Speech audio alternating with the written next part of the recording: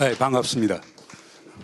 원래 우리 14 정상선언 기념하는 행사는 학술회를 쭉 했었습니다. 작년만 하더라도 그 MIT대 명예교수로 있는 테오도르 포스톨 교수님 모셔서 이제 사드에 관한 얘기도 하고 그랬었는데, 금년에 우리 저도 준비위원인데요. 준비위원들 모여서 하시는 게 우리 노무현재단 회원들에게 조금 더 다가갈 수 있는 그런 행사를 가졌으면 좋겠다. 그래서 한쪽은 제가 하기로 하고 사실 다른 한쪽은 우리 유시민 작가께서 하기로 했는데 유시민 작가가 안 한다고 그러네요. 그래서 제가 혼자 오늘 하게 되어 있습니다. 그래서 그다음 또 이제 드리고 싶은 말씀은 제가 오늘 이렇게 말씀드리는 건 사실상 문재인 정부의 통일외교 안보 보좌관으로 말씀드리는 건 아니고요. 제가 드리는 거는 제가 14 정상의 회담에 참여를 했고 참여했던 사람이 일원으로 그리고 대학 교수로서 제가 느끼는 바를 말씀을 드리려고 합니다. 그래서 이거는 저의 사적 의견이지 정부를 대변하는 건 아닙니다. 그리고 오늘 주제 자체가 14 정상선언보다는 위기의 한반도 그리고 어떻게 평화를 구축하느냐에 관한 거거든요. 그래서 14 정상선언에 관한 것은 오늘 그 배포해 주신 이 책 참 이게 정리를 잘 해놨습니다. 그 비하인드 스토리도 상당히 많이 정리를 해놨는데 이 책을 많이 참고하시면 좋겠습니다. 뭐 제가 드리는 시간이 한 20분 이내에 끝내달라고 그랬으니까요. 제가 말씀을 드리겠지만은 우선 지금 한반도 상황이 상당히 엄중하다고 얘기를 할 수 있겠죠. 뭐 바로 이제 그제 미국의 스텔스 전략 폭격기인 B-1B가 우리 북방 한계에서 넘어서 우회 비행을 하고 돌아왔고, 그리고 또 오늘 새벽이죠. 리영호 북한 외상은 유엔에서 기자회견을 갖고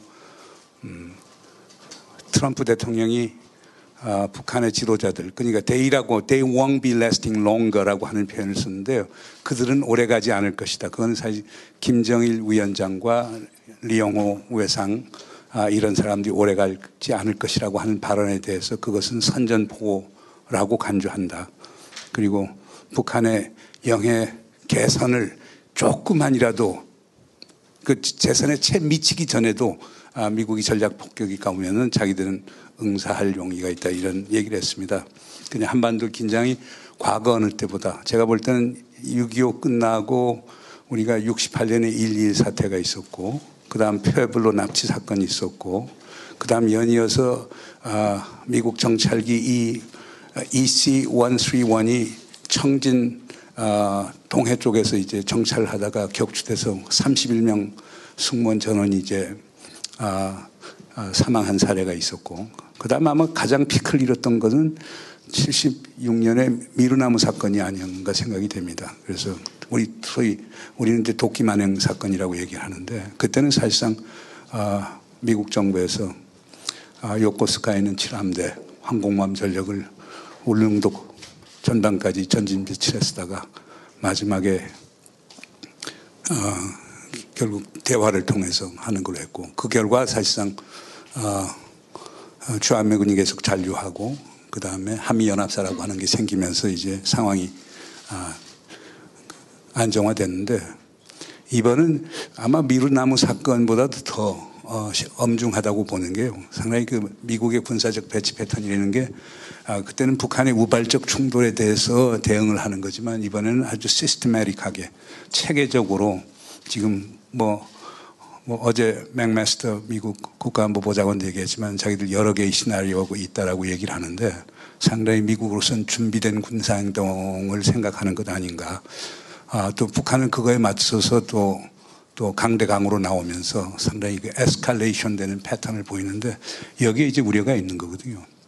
여기에 우리가 힘이 있더라면 우리가 양쪽을 다 막을 수 있으면 좋은데 지금 그럴 힘이 없고 중국, 러시아가 나서 적극적으로 하면 좋은데 아직까지는 이제 방관적 태도를 취하고 있고 그렇기 때문에 이제 위기 상황이 상당히 엄중하게 전개될 수 있는 거죠.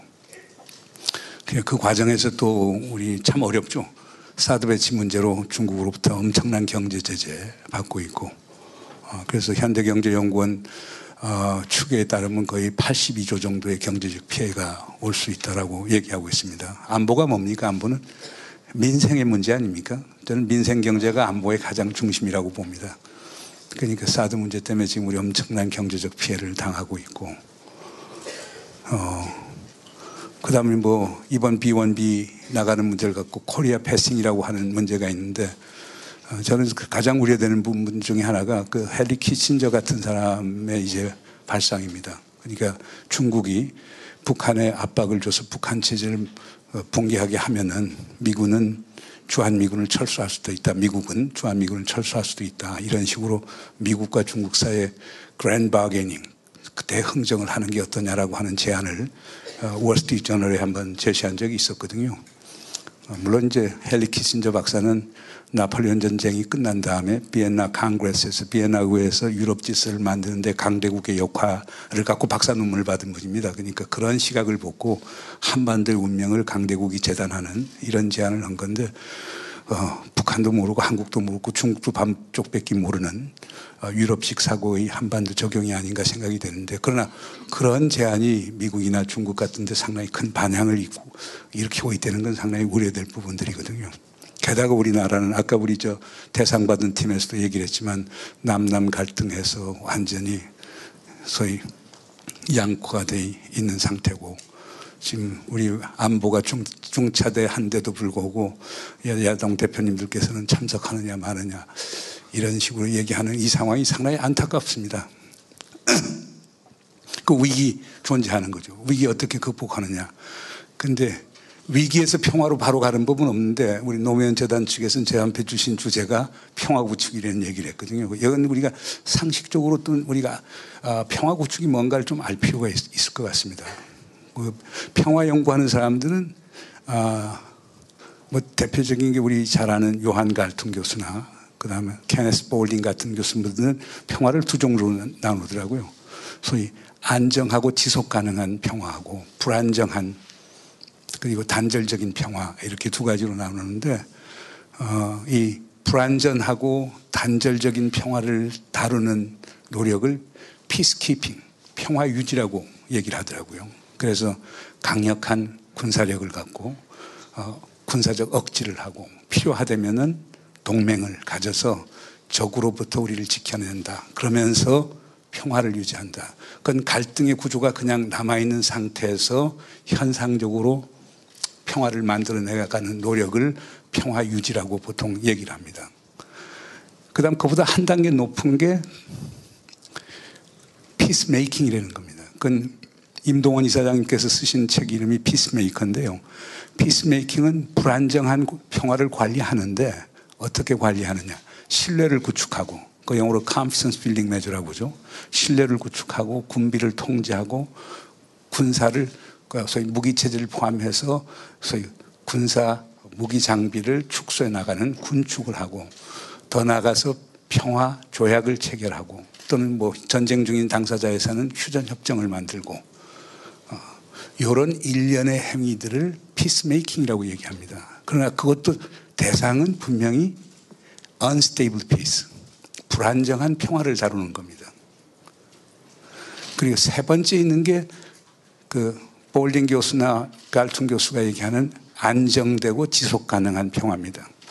그분들은 전부 다 모델을 임마누엘 칸트가 얘기하는 영구 평화론에서 나오는 그 평화를 보통 얘기를 합니다.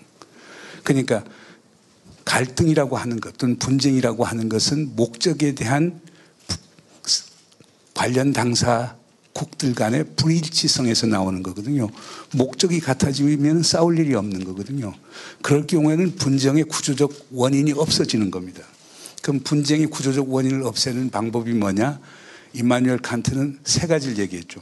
하나는 소위 우리 국제정치학자들 캐피탈리스트 피스라고 얘기하는데요. 칸트 자신이 얘기하는 것은 무역을 하는 국가끼리는 싸우지 않는다는 얘기예요. 또는 싸울 가능성이 적다는 겁니다. 왜냐하면 무역을 하는 사람들은 옛날에도 결국에 해당 국가에 있어서는 정치적 영향력이 많기 때문에 전쟁을 하면 자기들이 손해를 보니까 그걸 막기 위해서 정치적 영향력을 행사해서 전쟁을 못하게 하는데 양국에서 모두 다 그런 역할을 하게 되면 전쟁 가능성이 적은 것 아니냐. 그래서 trading state do not fight each other. 무역하는 국가들은 싸우지 않는 데는 이런 얘기를 하죠. 또 하나는 우리에게 많이 알려진 democratic peace입니다. 민주적 평화입니다. 민주평화론이라고 얘기하죠. 그러니까 또 영어로는 그걸 뭐라고 얘기하냐면 democracies do not fight each other. 민주주의 국가끼리는 싸우지 않는다. 왜 그러냐. 민주주의 국가는 domestic check and balance, 국내적인 견제와 균형이 있기 때문에 그것도 양국에서 견제와 균형이 있게 되면은 위정자가 쉽게 전쟁을 선포할 수 없다는 얘기예요. 그러니까 이 두 가지 갖고 보면 가령 지금 OECD 회원국들은 전부 다 시장 경제를 하고 교역을 서로 간에 많이 하고 민주주의 국가입니다. 그럼 OECD 국가들끼리의 전쟁 또는 전쟁에 가까운 행위가 있던 적은 없었거든요. 근데 칸트는 이 두 가지도 사실상 필요 조건이고 충분 조건은 어디서 오느냐. 그 칸트 얘기할 땐 Pacific Federation, 평화 연맹이라는 일종의 세계 정부가 있으면은 세계 정부가 있으면 국가가 없는 거니까 국가 간의 갈등은 없게 되고 국가 간의 갈등이 없게 되면 전쟁이 없는 것 아니냐. 이렇게 보는 거거든요. 그래서 결국에 그걸 요즘 표현으로 얘기하면 안보 공동체를 만들면은 그걸 집단안전보장체제라고 얘기하는데요. 집단안전보장체제라고 하는 건 바로 유엔 헌장에 들어가 있는 겁니다. 모든 유엔 회원국은 하나의 안보 공동체를 형성하고 있고 그리고 어느 누구도 적으로 간주하지 않고 단 회원국 중에 한 국가가 군사적 도발을 했을 때는 모든 다른 국가가 힘을 합쳐서 그들에 대한 집단적 응징을 한다. 그게 처음이자 마지막으로 행해졌던 게 6.25 때입니다. 유엔에서 16개국 회원국이 왔던 것은 바로 유엔 헌장에 있는 집단안전보장체제의 기본 정신에 의해서 파견됐던 거거든요. 그렇게 되면은 그게 사실상 우리 노무현 대통령께서 제일 바라셨던 게 어떻게 하면 동북아의 다자안보협력체제를 만들어서 유럽의 그 헬싱키 파이널 액트에 따르는 CSE, OSE 그러니까 유럽 안보협력 기구 같은 걸 만드느냐. 동맹을 좀 넘어서는 편가름의 외교를 넘어서는 그런 지역 질서를 만들 수 없느냐 이 고민을 많이 하셨고 그 당시 제가 동북아 시대 위원장을 할 때 저에게 그 주문하신 가장 큰 소위 정책 임무 중에 하나가 그 안을 개발하는 거였습니다. 아무튼 간에 우리가 그럼 한반도에서 평화를 구축한다는 것 그리고 지금 위기를 극복한다는 건 평화 유지, 피스키핑의 아주 초기 단계라고 볼 수가 있겠죠. 그러면 그 위기를 어떻게 극복하느냐? 저는 그렇습니다. 지금 미국하고 북한 사이의 전략적 불신이라고 하는 게 많이 해소된다면은 저는 위기를 극복할 수 있다고 봅니다. 그러려고 하면 결국에 미국이 대화하는 게 가장 필요하겠죠. 오히려 더 필요하다면 트럼프 대통령 같은 분이 이제 미국에다가 아주 특사를 비밀리에 보내서라도 딜을 그 트럼프 대통령은 책도 쓰지 않습니까? Art of the Deal 해서 거래의 예술이라고 하는 기술이라고 하는 책도 썼지만은 그런 식으로 해서 특사 보내고 극적인 타결을 하면 가장 바람직한 거겠죠. 그러니까 위기가 고조될수록 기회도 있는 거니까 그 기회를 그런 식으로 활용하면 제일 좋을 것 같고요. 그 다음에 필요한 거는 제가 볼 때는 그와 더불어 필요한 거는 남북 간의 대화가 분명히 있어야 되겠죠. 남북 간의 대화가 있어서 서로 소통이 되고 그리고 지금 우리 문재인 대통령께서 지금 북측에 제안한 게 두 가지가 있습니다. 하나는 적십자 회담하자. 두 번째로는 군사회담 하자. 그 군사회담 제안에 대해서 미국이 엄청나게 불쾌했었습니다. 사실 틸러슨 장관이 우리 강경화 장관에게 사실상 거의 소위 강력한 어조로 항의를 하고 그랬었는데 그러나 우리 정부 입장에서는 지금 핵 미사일 문제로 한반도 긴장이 고조되는데 휴전선이나 서해지구에서 우발적 군사 충동이 일어나면 바로 확전될 수 있다. 에스컬레이션 될 수 있다.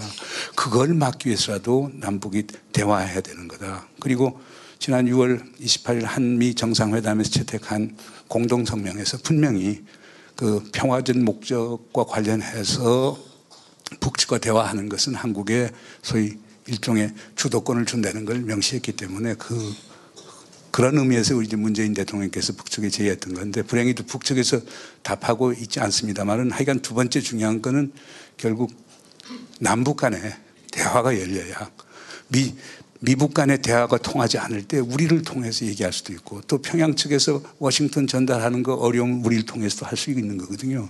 그거는 뭐 2000년 정상회담에서 꽤 명시적으로 나타났죠. 우리가 그때도 제가 특별 수행으로 갔었습니다만, 평양에서 성남 비행자로 돌아오자마자 제일 먼저 김대중 대통령이 하신 액션이 당시 황원탁 외교안보 수석을 뉴욕으로 보내서, 당시 클린턴 대통령이 뉴욕에 있었어요. 정상회담에 대한 걸 설명을 하고 김정일 위원장의 메시지를 전달했어요. 그 미국 대통령으로서 사이 한국의 외교안보 수석을 만나는 일은 거의 없었는데 그때 예외적으로 있었죠. 왜냐하면 김정일 위원장의 메시지를 보낸다고 하니까. 그때 만나서 결국에 관계 개선 의사 밝혔고, 북측에서 책임 있는 인사를 미국에 보내고 싶다고 했고, 클린턴 대통령 좋다고 해서 한 게 10월 12일 날 이제 조명록 국방위 부위원장이자 차수가 워싱턴을 발했고, 10월 13일 날 2000년 10월 13일 날 올브라이트하고 같이 북미 조인트 커뮤니케를 해서 상호 간의 적대적 의도와 정책을 포기한다는 걸 이끌어냈거든요. 이런 식으로 북미 간에 우리가 큰 역할을 할 수 있기 때문에 남북 관계가 개선이 되면 그런 것도 가능한 것 아니냐, 이런 생각이 들고요. 세 번째로는 하여간 중국과 러시아의 역할이 상당히 중요할 겁니다. 그러니까 뭐 대화를 재개하는데도 상당히 중국과 러시아의 역할이 중요할 뿐 아니고, 소위 특정 국가가 군사적 행동하는 것에 대한 하나의 억제책으로도 중국과 러시아가 보다 더 적극적으로 참여해야 될 것 아닌가 생각이 됩니다. 물론 이런 것을 견인하기 위해서 필요한 게 바로 우리 대한민국 정부의 역할이라고 생각합니다. 쉽지는 않죠. 그냥 엄청난 외교력이 있어야 되겠죠. 어떻게 하면 트럼프 대통령 설득해서 북한하고 대화하게 하는가. 그리고 어떻게 하면은 미국이 북한에 대한 군사적 행동을 못하도록 하는가. 그 다음에 더 나아가서는 제재 압박만 갖고 북한을 변화시키지 못하니, 단기적으로는 제재 압박하지만 중장기적으로는 어떻든 대화와 협상을 통해서 풀어나가도록 트럼프 대통령이 북한에 대한 정책을 근본적으로 바꿀 수 있게끔 하느냐. 그리고 또 이와 더불어서 북미 대화하면서 남북 대화도 할 수 있는 병행 추진의 메커니즘 만드는 이런 것들을 이제 미국의 설득을 좀 해야 될 것 같고요. 그다음에 중국에도 지금 사드 문제 있지만 그것은 한중 관계 빨리 개선하고 정상회담하고, 더 나아가서는 우리가 뭐 한미일 체제는 지금 공고히 하니까 한중러 삼각체제, 뭐 필요하다면 남북중 또 남북러, 이런 여러 가지 메커니즘을 만들면서 우리의 외교적 공간을 넓혀갈 때 위기를 극복할 수 있고 새로운 평화의 가능성이 열리는 게 아닌가 생각이 됩니다. 그러나 하여간 여기서 강조하고 싶은 거는, 남북관계 개선하고 하는데 하나의 가능성이 있다면 그거는 뭐냐면요, 14정상선언을 이렇게 보시면은 거기에 46개 합의사항이 있습니다. 그러니까 2007년 11월 16일 남북 총리가 만나서 합의한 게 14정상선언에 의거한 남북 합의사항이 정치 분야, 군사 분야, 경제 분야, 사회문화 분야, 그리고 인도적 지원 분야, 이 5개 분야에 대해서 46개 합의를 했는데, 제가 보니까 지금 상황에서도 유엔 안보리가 제재를 하고 있고, 그다음 미국이 독자 제재를 하는데도 불구하고 한 28개 항에 대해서는 사실 지금 체제하에서도 남북 간에 얘기를 할 수 있는 것 같아요. 그게 아마 대통령께서 베를린 구상에서 얘기했던 쉬운 것부터 먼저 하고 어려운 거 나중에 하는 선의 훈안이죠. 이걸 하자고 그러는데, 물론 지금 단계에서 지금 대화 어렵죠. 대통령께서는 분명히 얘기했습니다. 지금 대화할 때는 아니고, 그러나 북한이 좀 성의를 보여라. 왜 북한이 저러는 걸 우리가 도발이라고 그러냐. 뭐 북한 사람 옛날에도 만나면 왜 도발이라는 표현을 쓰냐. 우리 자위적 행위다라고 그러나 그런 얘기를 하지만, 그러나 지금 국제사회 객관적 기준에서 봤을 때 북한은 유엔 안보리 제재 하에 있고, 유엔 안보리 제재 결의안이 이거는 하지 못하도록 하라 해서는 안 된다라고 얘기했는데, 그걸 어겨서 미사일 발사를 하고 핵실험을 하니까 그건 우리 입장에서는 도발이라고밖에 볼 수가 없는 거거든요. 그렇기 때문에 요것만 조금 자제해주고, 그래서 남북한 간에 이제 좀 숨통이 트이면은 지금 14정상선언 중에서도 한 28개 사항은 지금 당장이라도 할 수 있는 거니까 좀 북한이 좀 전향적으로 나왔으면 좋겠다. 지금 북한의 행동이 한반도 평화 위기를 극복하고 새로운 반전의 계기를 만드는데 결정적인 건데 지금 그게 아직 안 와요. 그러니까 우리 대통령께서 상당히 답답하죠. 그럴 거 아닙니까? 생각해 보십시오. 북은 북대로 그렇게 나오지. 그 다음 미국은 미국대로 강경일본이지. 중국은 또 사드 때문에 등 돌려 있지. 러시아만 쭉 하는데 러시아하고도 안 맞는 게 상당히 많죠. 근데 국내 여론은 좀 분열돼 있지. 대통령이 상당히 답답하실 거예요. 그러니까 이 어려운 환경 속에서 평화를 만들려니 쉽지가 않을 것 같습니다. 그러나 우리 이 정치 경제 용어에 보면은 그 더글라스 노스라고 하는 미국의 유명한 경제학자가 있습니다. 노벨 경제상도 받았죠. 그 양반이 제도주의 경제학을 이라는 걸 만든 사람인데 그 사람이 사용한 용어 중에 보면 이런 말이 있습니다. Path dependency라고 해서 경로 종속성이라는 게 있습니다. 지난 정부가 잘못된 정책을 만들면은 새 정부가 오면은 그 경로 종속성 때문에 새로운 걸 만들지 못해요. 거기에 자꾸 예속이 되고 함몰이 돼버리는 거예요. 그래서 제가 볼 때는 지금 대통령도 지난 9년 보수 정부들이 했던 정책과 제도에 희생양이 되고 있지 않느냐 하는 이런 생각을 말씀드리면서 끝내도록 하겠습니다. 감사합니다. 자, 우리 학생들 질문 받도록 하죠. 오케이. 질문은 짧게, 너무 길게 하지 말고. 네, 교수님 강연 잘 들었습니다. 저는 일단 먼저 북한이라는 어떤 상대방에 대해서 잘 알아야 평화 구축 해법을 시작할 수 있다고 생각이 드는데요. 최근 북한이 이제 ICBM 개발에도 성공을 했다고 하지만 핵심 기술인 대기권 재진입 기술이나 또 탄두 소형화 같은 경우에는 이루지 못했다는 분석이 많은 걸 봤습니다. 또한 또 수소 폭탄 실험도 했었고 또 SLBM 발사도 했었는데요.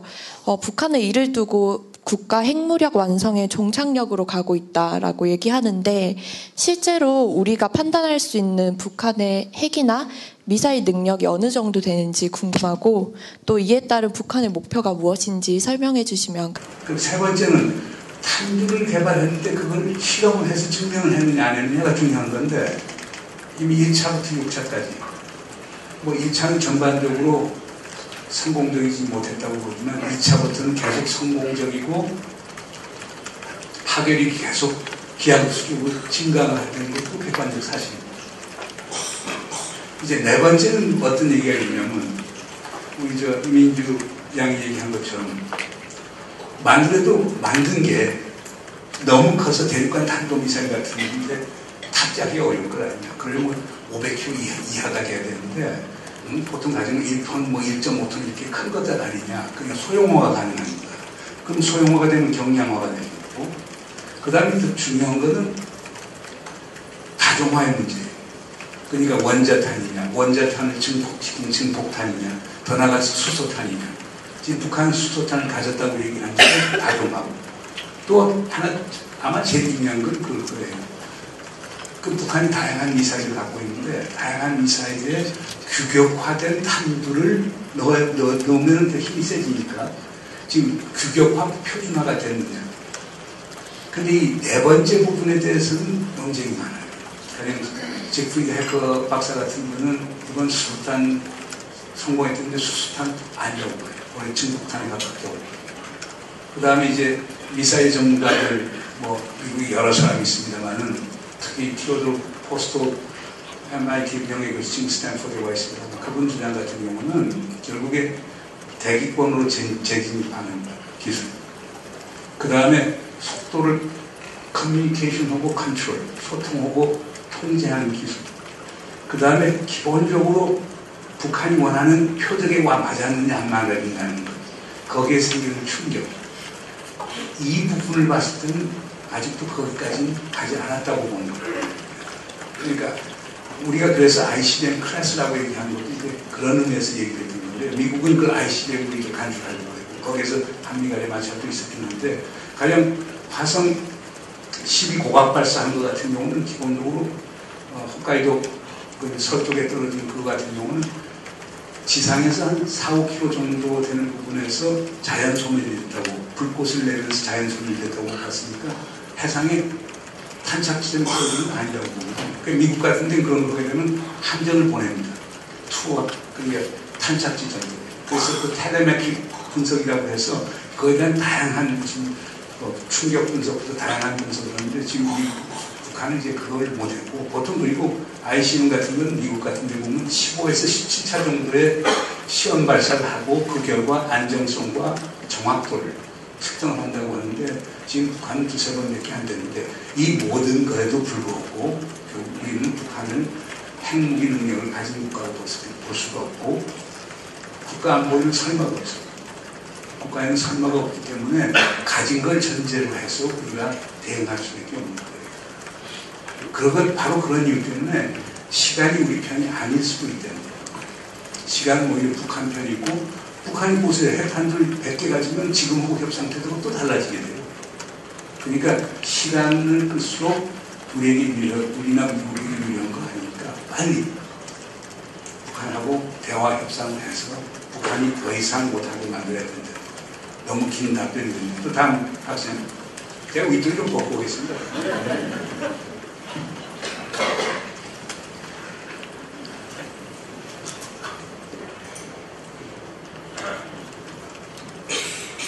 자기 소개 좀 해요.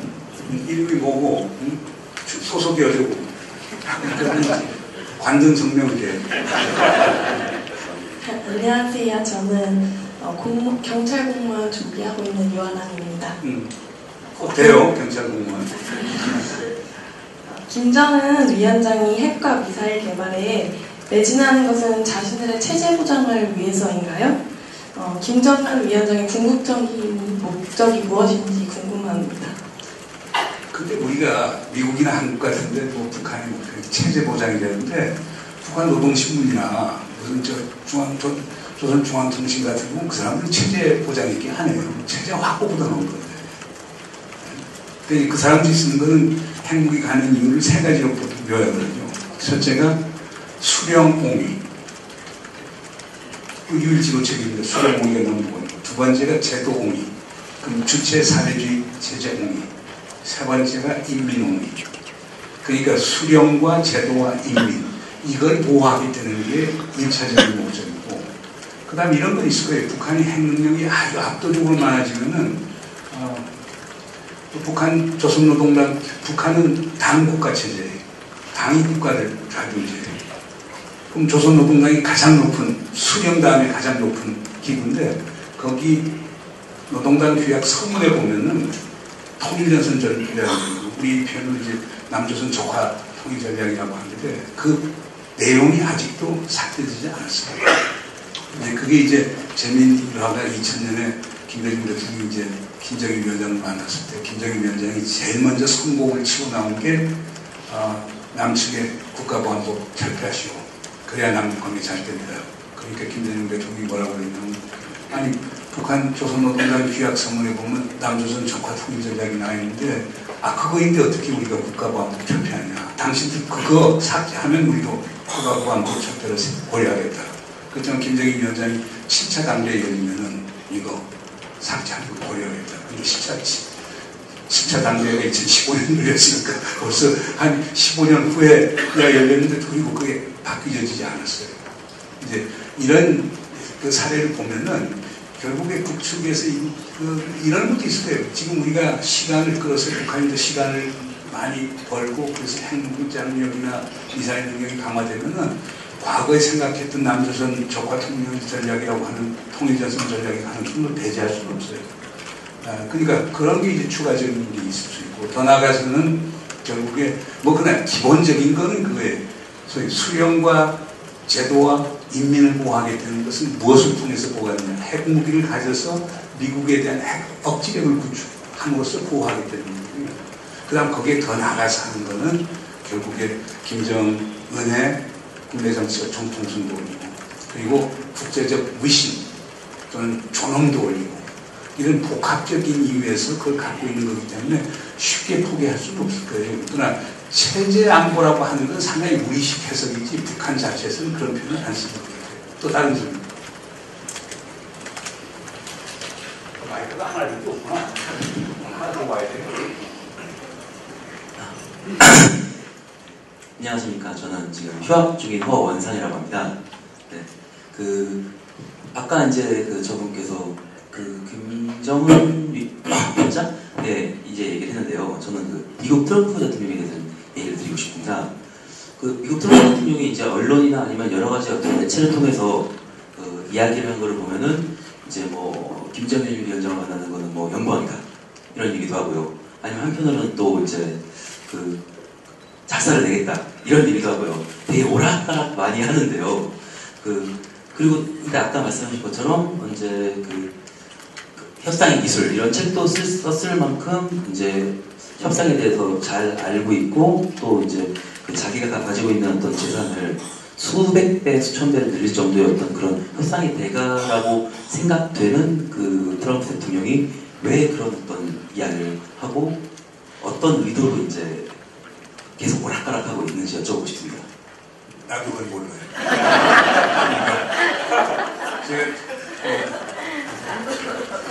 8월 19일날 미국 CNN하고 인터뷰를 할 때 똑같은 질문을 하길래 그래서 오바마 행정부 때는 strategic patience, 전략적 인내라는 게 있어서 오바마 행정부가 뭘 할 건지 알 수 있을 것 같은데 트럼프 행정부에서는 좀 헷갈려서 그냥 strategic confusion, 그래서 전략적 혼돈 상태에 있는 것 아닌가 이렇게 생각이 되는데 제가 나가서 한 이틀 후에 또 다시 뭐가 나왔냐면 그 8.15 끝나고 그 다음 월요일째 월스트리트저널에 제임스 매티스 국방장관하고 틸러슨 국무장관이 같이 칼럼을 썼어요.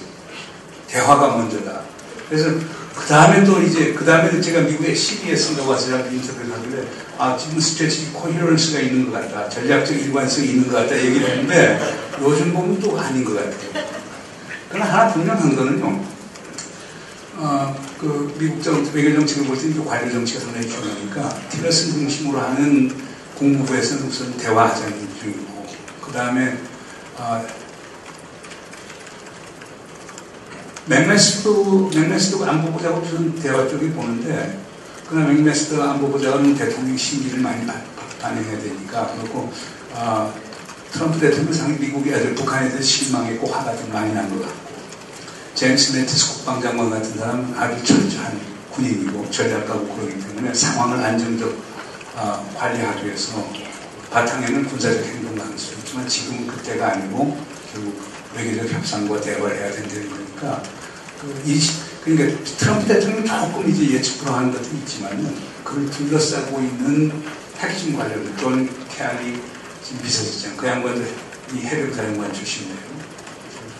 그 양반, 그 다음에 허버트 맥마스터 국가안보보좌관, 그 다음에 틸러슨 국무장관, 제임스 매티스 국방장관 이런 분들은 뭐 상당히 능력도 있고 상황을 안정적으로 관리하려고 하는 게 상당히 강하기 때문에 트럼프 대통령이 혼자서 뭐 이렇게 해서 군사행동을 하겠다고 해서 그 양반이 그것을 바로 쉽게 수락할 수는 없고 그 다음에 제일 중요한 건 대한민국 정부예요. 대한민국 정부가 군사행동 안 된다. 그럼 동맹이를 각오하라. 이런 입장을 취하면은 미국 대통령이 함부로 할 수는 없겠죠. 근데 이제 그렇게 되면은 이제 한국에 또 보수 쪽에 계신 분들은 한미동맹 약화시키는 거 아니냐 이렇게 나오는데 그건 이제 대통령이 좀 생각을 해보셔야 돼요. 다음 대통령. 네, 안녕하세요 교수님. 저는 현재 컴퓨터공학을 연구하고 있는 장우현이라고 합니다. 기존의 대화 압박을 병행하겠다고 하는 정부의 정책에 대해서 북한은 이를 무시한 채 연이은 핵과 미사일 실험을 강행하고 있습니다. 정부는 이런 상황에서 아까 교수님이 말씀하셨던 것처럼 대화는 힘들다라고 하고 있는데 그렇다면 대화 압박을 병행하는 정부의 기존 전략이 잘못됐던 것인지 여쭤보고 싶고요. 또 한 가지는 대통령의 특보로서 보시기에 현재 대통령의 고뇌가 무엇인지 좀 자세하게 설명 부탁드립니다. 첫 번째 말씀 드렸죠. 이게 이제 아마 그러니까 제가 지금 이건 말씀드리는 특보로서 말씀드리는 게 아니고, 그리고 특보는 정책 결정 라인이 없기 때문에 제가 안에 자세한 내용은 말씀드릴 수 없지만, 대통령 보면 그거예요. 촛불 민심이 지향하는 가치가 뭐냐? 평화다, 대화다. 이건 분명히 있는 거고, 그럼 대통령이 생각하는 맨데이트, 자기가 꼭 해야 할 것이라고 생각하는 맨데이트는 좀 평화, 대화예요. 그러나 이제 북한이, 이제 북한만 잘 이제 좋은 행태를 보여주면은 대통령이 이렇게 밀고 나면 상당히 쉽게 돼요. 근데 그렇지 않고 북한이 소위 위안안보리 제재 결의안 기준에 따른 도발을 하게 되면 미국이 강력하게 응징하겠다고 그러는데, 그럼 미국과 같이 안 갈 수가 없단 말이에요. 그러니까 제재와 압박이라고 하는 것은 어떻게 보면 북한이 행동에 대한 결과예요. 대통령이 원론적으로 하고 싶은 것은 대화와 그 평화적 타결이라는 거예요. 그러니까 미국과 한국의 또 보수적인 분들 얘기 들으면은 제재 압박에 또 방점을 둘 수밖에 없고, 근데 촛불 민심을 또 생각해서 초심으로 돌아가면은 또 대화와 협상, 그 평화적 지향으로 갈 수밖에 없는 거고. 그 대통령이 보니까 거기 있는 거예요. 가령 예를 들어서 요즘 많이들 비판하죠. 대통령이 너무 미국으로 경도가 됐다 얘기하는데, 근데 제가 대통령 입장이라도 그럴 수밖에 없는 현실이라고 볼 수 있어요. 그러니까 쉽게 해서, 자, 북한은 핵을 가졌고 우리는 핵을 가지 않았단 말이에요. 그럼 우리에게 핵 억지력을 주는 것은 미국의 확장 억지력과 핵우산이란 말이에요. 그럼 한미동맹 가깝게 하지 않으면 어떻게 핵우산을 담보하고 보장할 수 있겠느냐 하는 문제가 있다. 다른 하나는 한미동맹이 자꾸 이제 쉽게 해서 삐걱거려서 워싱턴 서울 간에 의사소통이 되지 않는다. 그럼 미국에서 북한에 대해서 군사적 행동을 독자적으로 한다. 우리는 알지도 못하는 상황에서 당할 수밖에 없는 거거든요. 그러려고 미국하고 긴밀히 공조할 수밖에 없기 때문에 지금 위기 이 순간에서 대통령은 결국 미국하고 같이 갈 수밖에 없는 거예요. 그 과정에서 촛불 민심의 초심 항상 생각하면서 미국을 설득해서 어떻게 상황을 반전시키려고 하느냐. 이거에 모든 지금 본해가 다 들어가 있는 거예요. 그러니까 이런 점에서는 우리 국민들도 다 좀 이해하셔서 한 목소리로 좀 대통령을 지지해주면 좋을 것 같아요. 그런 점에서 본해하는 문 대통령에 대해서 박수 한번 드립니다.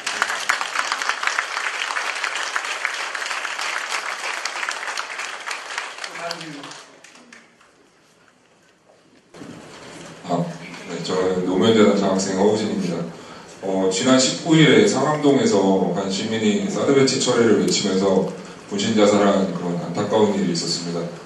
언론사 밀집 지역인 상암동에서 그렇게 극단적인 방법으로 스스로 목숨을 끊는 것을 고려해봤을 때 한때 진보 진영의 주류 의견이었던 사드 배치 철회가 얼마나 현재 소외받고 외면받고 있는지를 알 수 있었던 사건이었던 것 같습니다. 아까도 남남 그 대화 그 발표팀에서도 말씀한 것처럼 현재 이런 상황이 극복되지 못한다면, 정부에서 그들을 설득하지 못한다면 노무현 정부의 뼈아픈 과거인 그 대출이 사태 같은 일이 되풀이되지 않을까 하는 고민이 생겼습니다. 그리고 최근에 그 이종석 전 장관님과 토론하신 걸 봤는데 사드 배치에 대해서 비판을 하자 교수님께서 현실적이고 객관적인 그런 비판을 해달라고 요구하셨는데, 저는 반대로 그런 사드 배치 철회를 주장하는 그 시민들을 어떻게 현실적이고 객관적으로 설득을 할 수 있을지에 대해 답변해 주시면 감사드리겠습니다. 제일 어려운 질문인데, 저도 사드 배치 반대하는 사람이고, 지금도 저는 사실 사드의 군사적 유용성에 관한 문제, 사드의 배치 결과로 가져오는 우리 민생 경제에 대한 부정적 효과, 이런 거 생각하면 저는 사드 전 찬성하지 않아요. 뭐 솔직히 말씀드려서. 그 현 정부 정책하고 다른데, 뭐 당국자 입장에서 보죠. 지금 북한이 저렇게 긴장을 고조시킨다. 미국에서 볼 때는 여기는 27,000명의 주한미군 보호구에서 사드라는 미사일 방어 체제는 필수적이다. 넣자. 그러니까 우리는 망설였단 말이에요. 그러다 이제 북한에서 결국에 대륙간 탄도미사일 ICBM 화성 14 딱 쏘고 하니까 대통령께서 그럼 추가 사기도 하자라고 하는 건데, 처음에는 이제 하나는 전 정부의 약속도 약속이니까 동맹을 존속하기 위해서 우리는 들어주겠다고 그러는데, 이제 추가 사치 배치는 한편에서 그런 것도 있고, 다른 한편에서는 아마 언론에도 많이 나왔지만 미국이 상당한 압력이 있었을 거예요. 그러면 위기가 고조된 상태에서 우리가 사드 받지 않으면 사드를 자기들 가져가면서 주한미군도 가령 감축한다 뺀다 이런 식으로 나오면 양식 있는 대통령이 어떻게 하시겠어요? 대한민국 국민 전체를 보호해야 되는 거니까. 대통령은 사실상 그렇지 않습니까? 국민들이 불안 속에 사는 걸 원치 않는단 말이에요.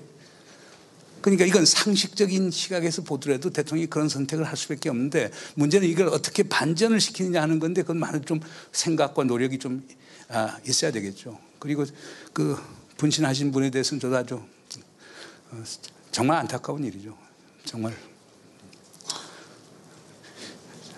뭐 전 할 얘기는 없지만은 참 안타까운 일이고 그런 일이 더 일어나면 안 되기 때문에 대통령께서도 하여간 또 조금 더 많은 생각을 해봐야 될 거예요. 그러니까 사실 지난주에 제가 북경을 다녀왔는데 북경 분위기는 뭐 아직도 아주 싸늘하고 안 좋아요. 그러나 결국 한중 정상회담하고 한중 간 협력하지 않으면은 지금 한반도 문제 어떻게 풀어요? 그러니까 뭐 정부로서 상당히 고민이 많을 거예요. 대통령으로서는 더 그럴 거예요. 그러니까 이건 꼭 제가 2004년에 뭐 정부에서 일을 할 때 정부 들어가기 전부터 있다가 정부 들어갈 수도 있지만 그 이라크 파병 문제 때문에 노무현 대통령 정말 보내기 싫었거든요. 정말 보내기 싫어했었어요. 그런데 그때도 이제 북핵 문제 고조되고 뭐 그때 또 미국이 언제 북한에 대해서 군사적 행동 모습 뭐 우리 저 박선원 여기 비서관 있지만 당시 비서관도 있지만 어떤 행동을 할지 모르는데 그럼 미국하고 협력할 수밖에 없잖아요. 그럼 미국하고 협력한 당사자 중에 한 분이 우리 박선원 비서관인데 그건 이따 끝나서 박선원 비서관에게 한번 좀 물어봐요. 그러니까 그걸 보면서 지금 상황을 유추해 본다라고는 상당히 의미가 있을 것 같아요. 이쪽도 질문 좀 하죠. 이쪽만 다 하네. 추가 오른쪽으로 기울었네. 자, 거기 질문 없나? 해. 자, 마이크 없어?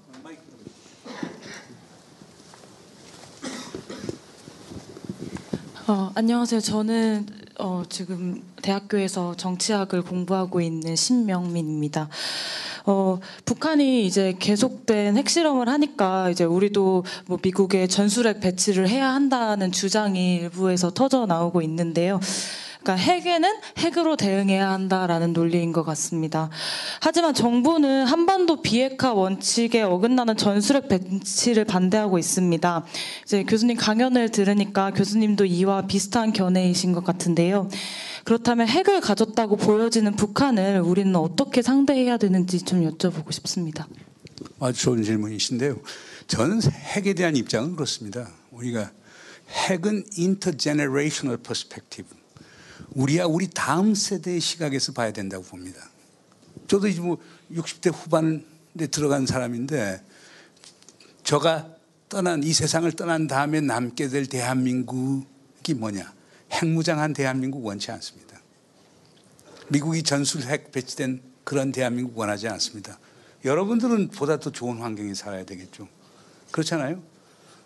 핵이라는 건 가지면 핵억지력의 개념, balance of terror, 공포의 균형, MAD라고 Mutually Assured Destruction, 상호 보장된 파괴. 왜 여러분들이 그런 상황 속에 살아야 되느냐? 저는 반대예요. 그래서 핵 문제를 얘기할 때 우리가 생각할 것은 지금 과거에 대한 집단적 기억이나 지금 내가 사는 이 순간의 안보도 중요하지만은 우리 후손들이 살 환경을 어떤 환경을 만들어주느냐 이런 시각에서 좀 봐야 될 것 같아요. 지금 한국에서 지금 핵무장이나 또 전술핵 찬성하신 분들은 대부분 연세가 있으신 분들이 많은데 그런 거 생각하셔야 되고 그다음 기술적으로 들어가서 전술핵 재배치 같은 경우는 뭐 때문에 우선 정부는 세 가지를 얘기했죠. 그러니까 한반도 비핵화 선언의 위배가 되고 동북아에 결국 핵도미노 현상을 가져올 수 있고 그다음에 동북아의 전략적 불안정성을 고조시키기 때문에 안 된다라고 그러는데 저는 우선 전술핵을 누가 갖고 있습니까? 미국이 갖고 있지 않습니까? 미국이 지금 유럽에 한 150개 갖고 있고 미국 본토에 한 500개 정도를 갖고 있는데 우리한테 이제 그것을 재배치하겠다라고 하는 결정을 미국이 해줘야 가질 수 있는 거 아니에요. 그런데 미국이 줄 가능성이 제로에 가까운 이유는 우선 첫째, 여기 전술핵 갖다 놓으면은 지금같이 미중 관계 미러 관계를 생각하면요. 중국, 러시아는 한국에 배치된 주한미군이 핵 시설을 1차적인 타격 대상으로 합니다. 두 번째로는 미국에서 이 전술핵 다루는 이제 학자들 주장은 그거예요. 미국이 절대 전술핵을 한국에 안 갖다 놓을 이유가 있다 이거예요. 가령 지금 괌 같은데 전략 폭격을 갖고 북한을 친다면은 비행하는 시간에 2시간에 3시간 시간이 있다 이거예요. 그러면 2-3시간 말미를 이용해서 북한하고 최종적 담판을 할 수 있는데 군산에 갖다 놓는다. 군산에 갖다 놓으면은 20분이 안 걸린다는 거예요. 탑재해서 북한에 가서 보통 이제 중력탄들 자유투하탄이라고 해서 그래비티 밤을 얘기하는 건데 20분밖에 안 된다 이거예요. 그럼 북한 입장에서 엄청난 시간적 압박을 느끼기 때문에 선제 타격할 가능성이 99%라는 거예요. 그럼 전술핵 갖다 놓은 것 자체가 우리의 vulnerability, 취약성을 더 증가시킨다고 보는 거거든요. 그 다음에 세 번째 하는 건 1991년에 당시 돈 그렉 주한미 대사하고 쿠스만 미 일군 사령관이 당시 한 950개에 해당되는 전술핵을 철수시킨 이후에는 하나는 탈냉전에 따라서 전술핵의 필요성이 감소된 것도 있지만은 다른 하나는 뭐냐면 경비와 인원 때문이었어요. 예산 때문이었어요. 그때 그분 쿠스만 장군이 쓴 메모에 보면은 그러니까 핵무기 하나마다 핵 전문가 2명씩 하면은 벌써 그만 1,800명이 넘는 거예요. 그리고 그 당시 반미 정세가 상당히 셌었어요. 특히 통상마찰 때문에. 그러니 그때 걱정했던 건 한국의 과격한 민족주의자들이 와서 핵무기를 탈취할 수 있다고도 생각하는 거예요. 또 북한에서 넘어와서 특수전 전력이 탈취할 수도 있다고 보니까 또 경비 경력을 뭐 3-4천만 이렇게 하는 거예요. 그러면 군산에 한 950개의 전술핵을 보호하기 위해서 거의 10,000명 가까운 인원을 써야 되니까 그 예산은 얼마가 됩니까? 그러니까 그런 이유 때문에 사실상 당시의 커맨더였던 쿠스만 장군은 철수 건의를 돈 그렉 대사한테 했던 거거든요.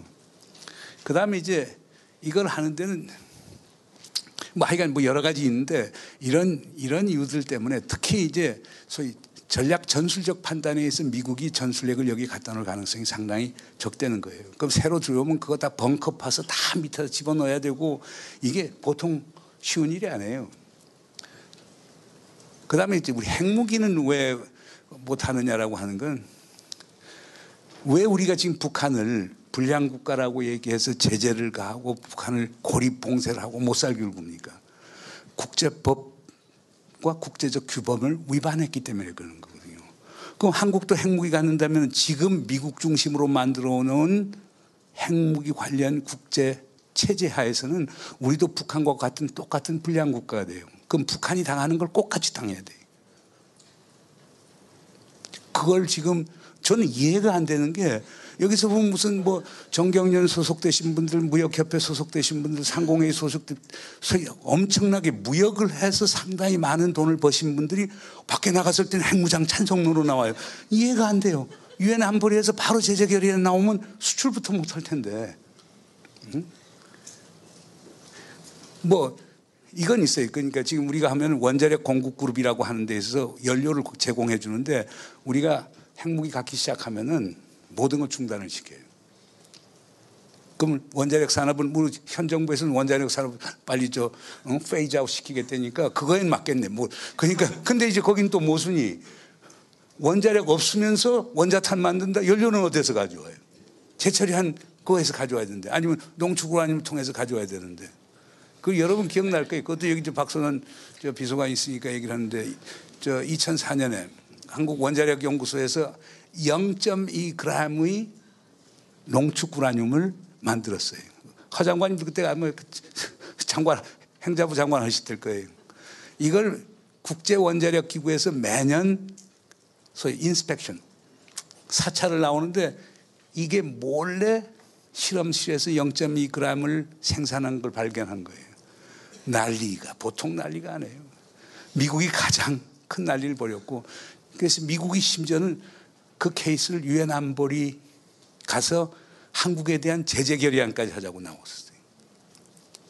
그리고 그 후에 아마 200명 이상 되는 사찰관들이 와서 우리 원자력 연구소 사찰한 적이 있어요. 그런데 그것을 그리고 뭐 우리 김진명의 무궁화꽃이 피었습니다 해서 벤자민 리 이희소 씨 얘기 한번 봐요. 미국이 어떤 식으로 카터 행정부가 어떤 식으로 박정희 대통령이 핵무기 개발 노력을 좌절시켰는가.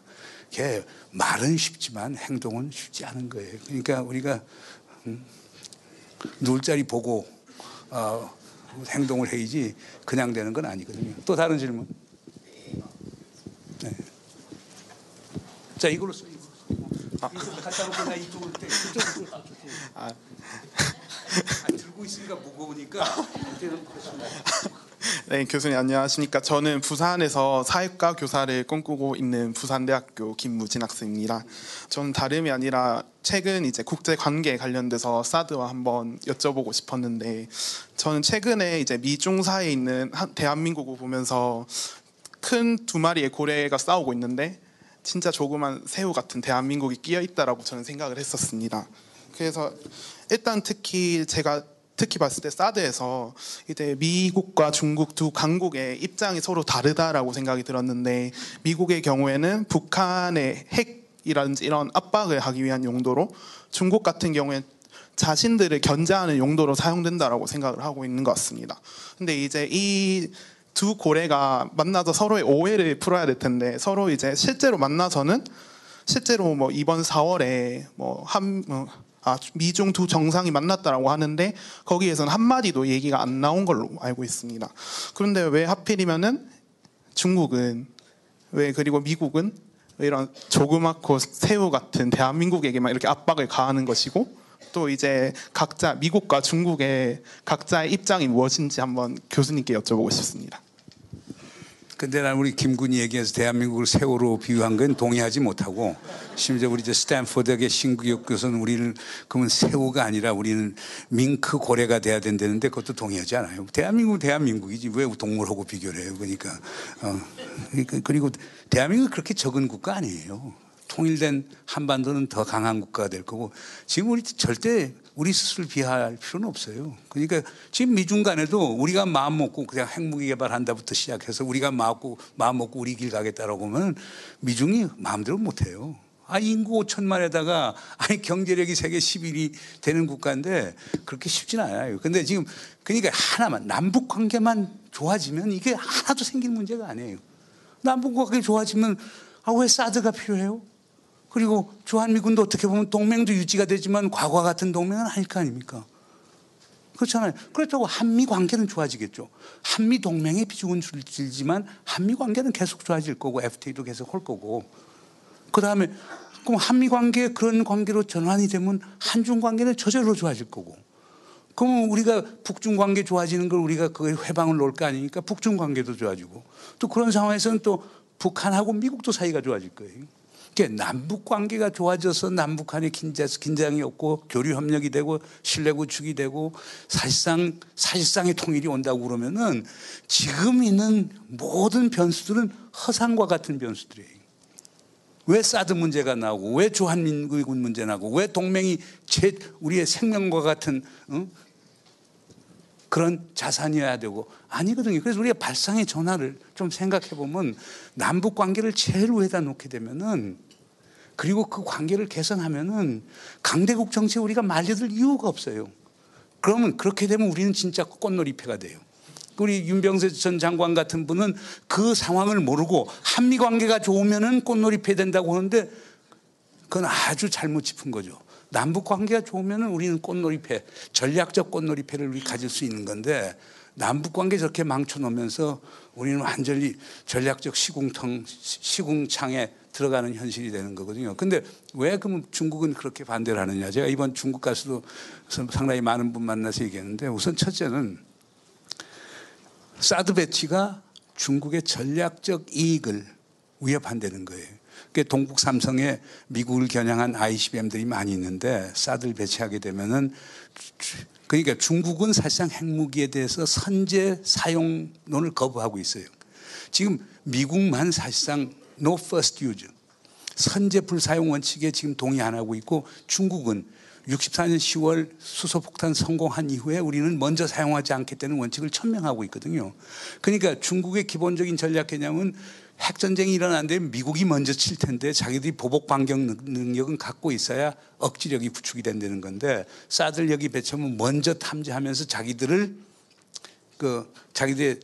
반격 능력을 와해시키기 때문에 반대한다는 거고, 외교부 같은 데는 한반도 문제를 시진핑이 얘기한 대로 결국에 소위 한반도의 평화 안정, 한반도의 비핵화, 그리고 모든 현안 문제를 대화와 협상을 통해서 풀어야 된다는 이런 기본 원칙을 갖고 있는데, 한국이 사드를 허용해 주는 건 그럼 북한하고 갈 때까지 가겠다는 거, 대결 구도로 가겠다는 것 아니냐. 그러니까 외교부는 반대하는 거고, 또 당 쪽에 있는 사람들, 전략적 사고를 하는 사람들은 사드 갖다 놓으면 거기는 엑스밴드 레이더가 미국이 지금 구축하고 있는 미사일, 띠어러 미사일 디펜스, 그 동북아 전역 미사일 방어 체제 자동 통합이 되기 때문에 실시간대로 띠어터 미사일 디펜스, 글로벌 미사일 디펜스, 이 동북아 영내하고 전 세계적 차원의 MD 체제에 들어가기 때문에 이건 결국에 뭐냐, 한미일 체제가 공고화되는 거다. 그러면 결국 중국은 북중로로 갈 수밖에 없지 않느냐. 그럼 새로운 냉전이 나오는데 중국은 그걸 원치 않는다는 거예요. 이게 복합적인 거에서 얘기하고, 미국 입장은 간단해요. 아, 이건 북한만을 위하는 거다. 우리 믿어줘라. 그러니까 근데 중국이 안 믿는 거예요. 그냥 미국과 중국 사이에 엄청난 전략적 불신이 있는 거예요. 그럼 우리가 가서 얘기하는 건, 우리가 얼마든지 한국이 보장해 줄 수 있다. 그럼 중국 사람들 얘기는, 그 기지만 빌려주는 나라가, 당신들 지금 사드 부대 오면 지금 안에 들어갈 수 있느냐 이게. 응? 상부에 허가 없으면 들어가지도 못할 거고, 거기에서 지금 엑스밴드 레이더 갖고 뭐 하는지 알지도 못하면서 왜 자꾸 그런 얘기 하느냐고 그러는 거예요.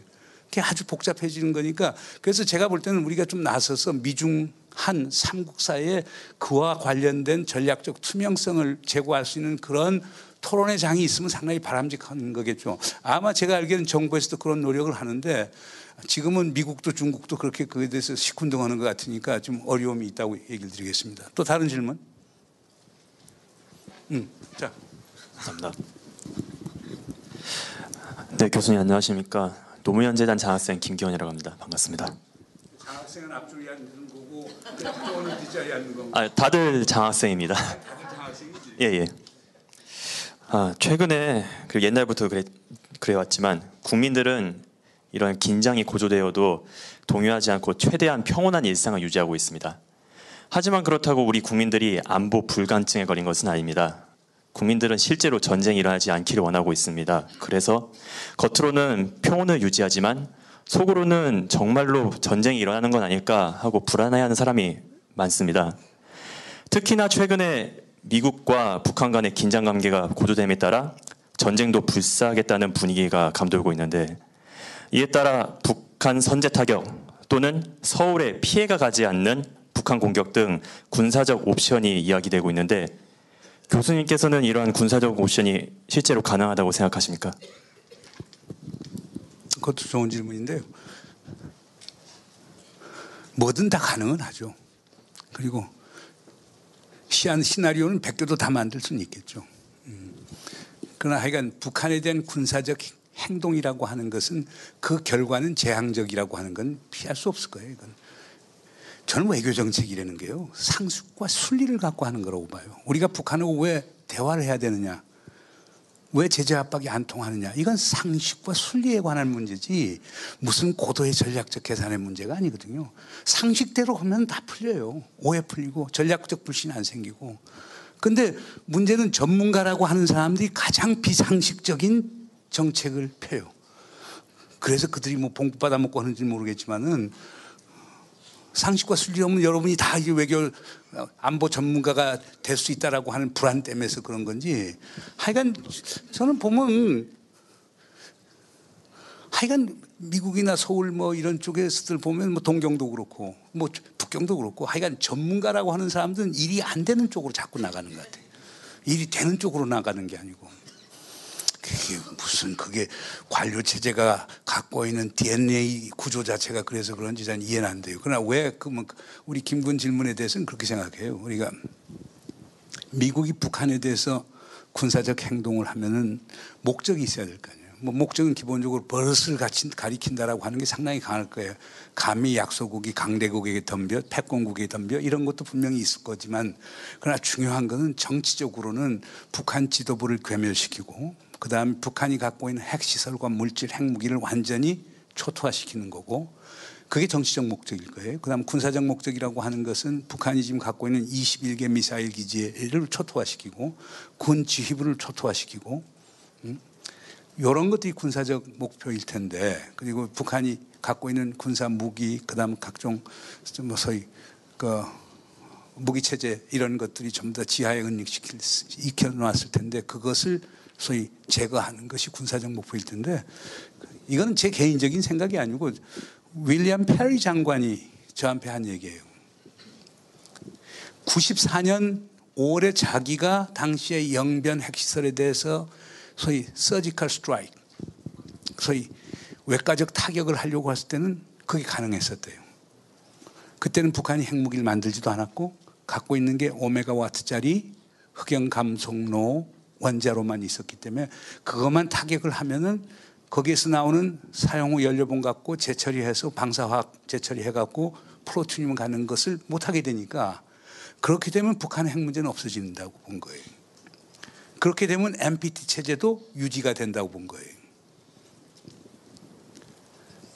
그런데 지난 11월에 윌리엄 페리 장관이 우리 연세대학 와서 강연을 했어요. 그때 그 질문이 나왔어요. 페리 장관 얘기는 지금은 불가능해진다. 왜냐하면 영변에 있는 핵시설을 재건할 수는 있지만은 지금 농축 우라늄을 하는 원심 분리기들이 있는 그거는 공장 규모가 크지 않아요.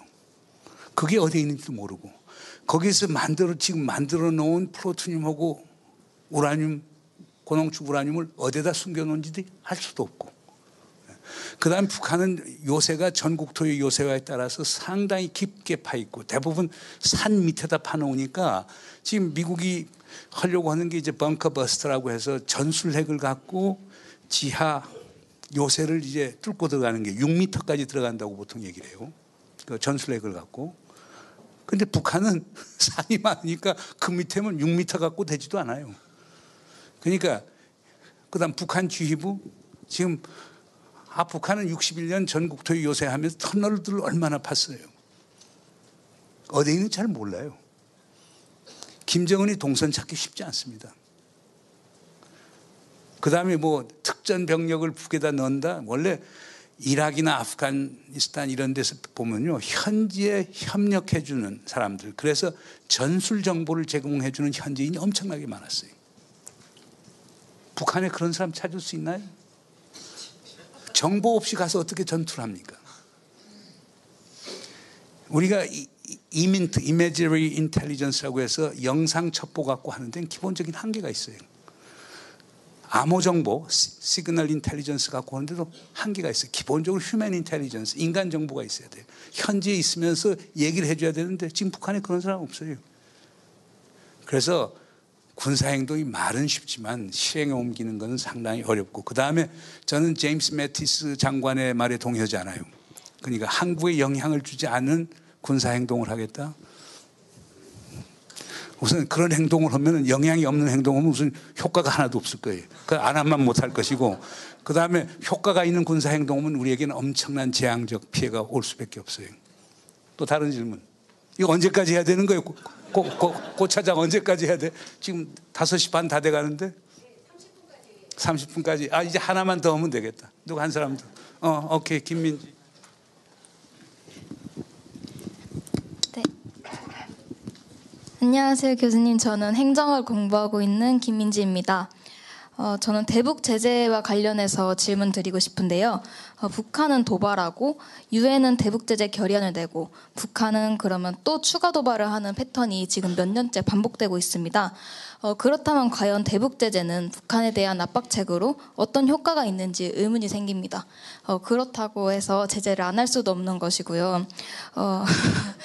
원유 공급을 중단하지 않는 한 제재를 한다고 해서 효과가 그리 크지도 않고 제재를 안 할 수도 없는 이런 딜레마를 어떻게 보십니까? 그것도 상당히 어려운 질문인데요. 그냥 이게 지금 유엔의 제재와 압박 체제라는 건 상당히 서양적인 컨셉이에요. 그러니까 서양적 컨셉이라는 게 뭐냐면 두 가지 의미가 있어요. 하나는 North Korea committed crime. 북한이 범죄를 저질렀다. 그러니까 we got to punish North Korea. 우리는 북한을 처벌해야 된다. 죄와 벌의 컨셉이라고는 상당히 법률적 시각에서 보는 거거든요. 그게 하나의 시각이 있고, 두 번째 제가 관찰하는 것은 뭐냐면 제재 압박이라고 하는 논리 밑에 깔려 있는 것은 상당히 그 피지컬, 그러니까 물리적인 언더스탠딩이 강해요. 그냥 무슨 얘기냐면 고통을 줘야 북한이 말을 듣는다는 거거든요.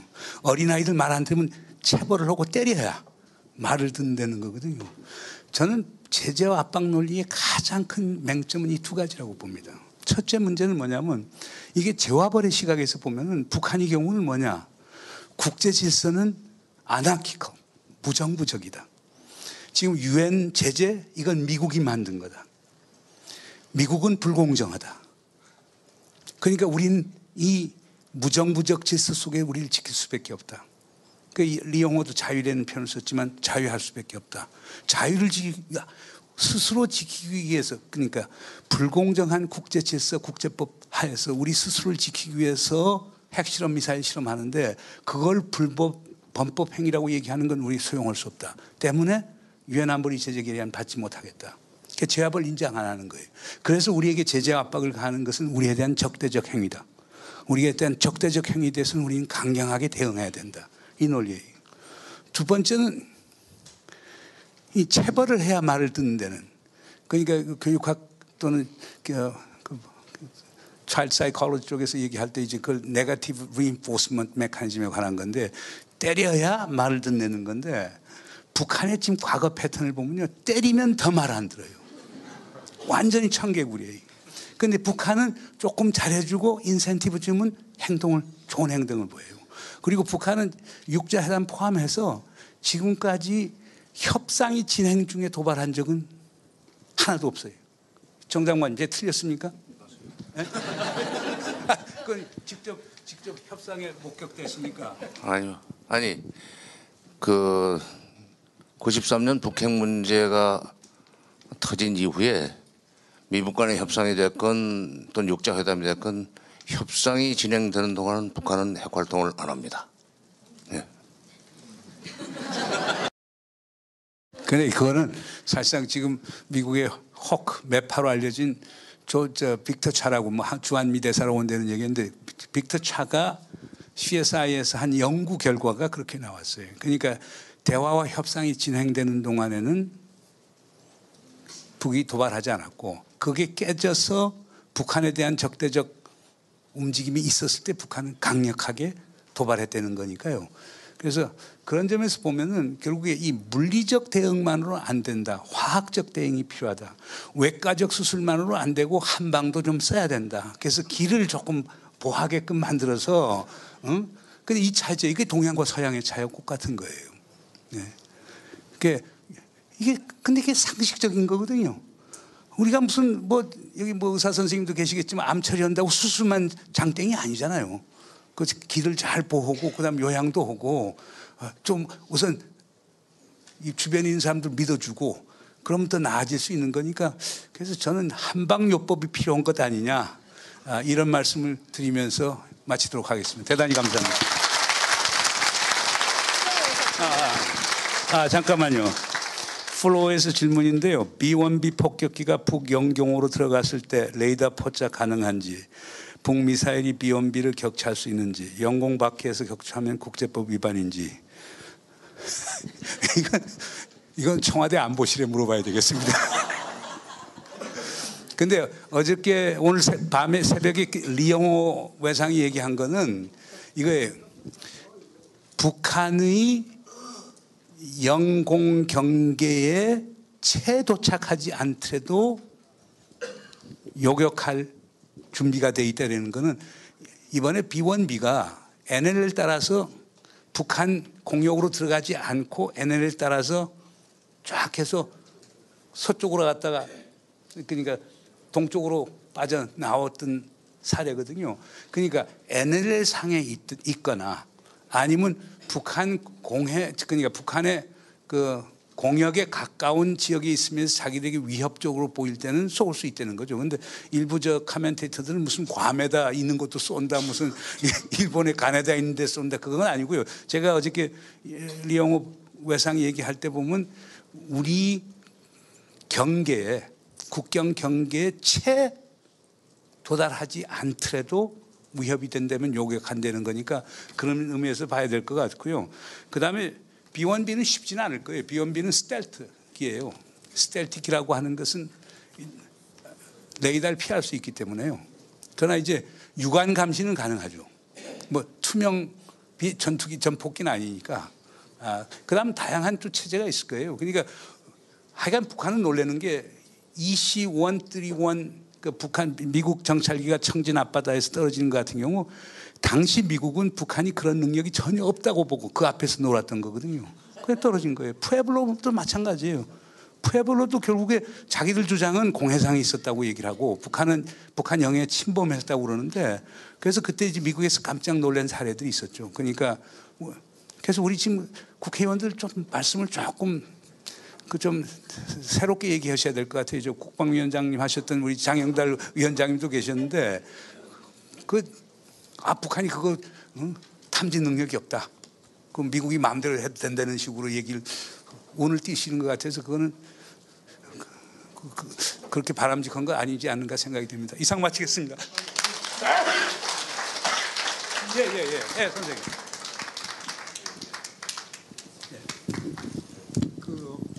저는 광복회 회장이 되어서 그런지 일본을 굉장히 의식합니다. 우리 오늘 많은 좋은 이야기 나오는데 일본에 대해서는 한마디도 없었어요. 일본의 입장과 앞으로 어떻게 행동할지. 네. 아주 좋은 그리고 중요한 말씀을 하셨는데요. 사실 일본 때문에 우리가 요즘 상당히 어려운 것 같습니다. 일본은 지금 북한의 도발적 상황을 100% 활용해서 한일 관계 개선하고 한미일 삼국 공조 체제를 확실하게 하면서 한국이 중국과 러시아, 북한으로부터 멀어지게 만들겠다라는 전략적 의도가 분명히 보입니다. 그게 상케이라고 하는 극우 보수적인 언론의 문제뿐만 아니고 그러니까 일본 입장에서는 특히 아베 총리 입장에서는 이번 기회에 한미일 삼국 체제를 공고히 하자.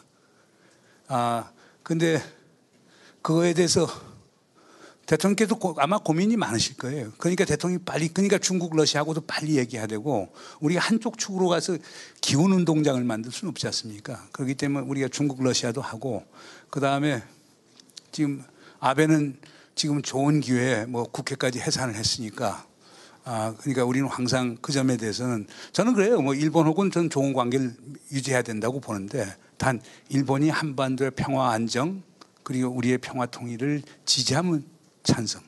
그런데 한반도의 분열을 획책하고 우리로 하여금 특정 진영에 들어가게 시작하면서 들어가게 만들면서 우리를 전략적인 딜레마에 빠지게 하면은 저는 반대입니다. 이렇게 말씀드립니다. 조심은 상당히 해야 될 겁니다. 네, 감사합니다. 제가 생각하는 이상적인 사회는 모두가 먹는 것, 입는 것 이런 걱정 좀 안 하고 더럽고 안 입고 온 꼬라지 좀 안 보고 그래서 하루하루가 좀 신명나게 이어지는 그런 세상이라고 생각을 합니다. 사람 사는 세상을 위해 정치를 시작한 노무현. 그는 우리 곁에 없지만 그의 꿈은 영원합니다. 노무현 재단은 사람 사는 세상을 위하여 노무현의 가치와 철학을 전합니다. 노무현 재단의 후원 회원이 되어주세요. 1688-0523 소위 우리는 이제 도끼 만행 사건이라고 얘기를 하는데 그때는 사실상 미국 정부에서 요코스카에 있는 7함대 항공모함 전력을 울릉도 전방까지 전진 배치했다가 마지막에 결국 대화를 통해서 하는 걸로 했고 그 결과 사실상 주한미군이 계속 잔류하고 그 다음에 한미연합사라고 하는 게 생기면서 이제 상황이 안정화됐는데 이번은 아마 미루나무 사건보다도 더 엄중하다고 보는 게요. 상당히 그 미국의 군사적 배치 패턴이라는 게 그때는 북한의 우발적 충돌에 대해서 대응을 하는 거지만 이번에는 아주 시스테매틱하게 체계적으로 지금 뭐 뭐 어제 맥마스터 미국 국가안보보좌관도 얘기했지만 자기들 여러 개의 시나리오가 있다라고 얘기를 하는데 상당히 미국으로서는 준비된 군사행동을 생각하는 것 아닌가. 또 북한은 그거에 맞서서 또 강대강으로 나오면서 상당히 그 에스컬레이션 되는 패턴을 보이는데 여기에 이제 우려가 있는 거거든요. 여기에 우리가 힘이 있더라면 우리가 양쪽을 다 막을 수 있으면 좋은데 지금 그럴 힘이 없고 중국, 러시아가 나서 적극적으로 하면 좋은데 아직까지는 이제 방관적 태도를 취하고 있고 그렇기 때문에 이제 위기 상황이 상당히 엄중하게 전개될 수 있는 거죠. 그 과정에서 또 우리 참 어렵죠.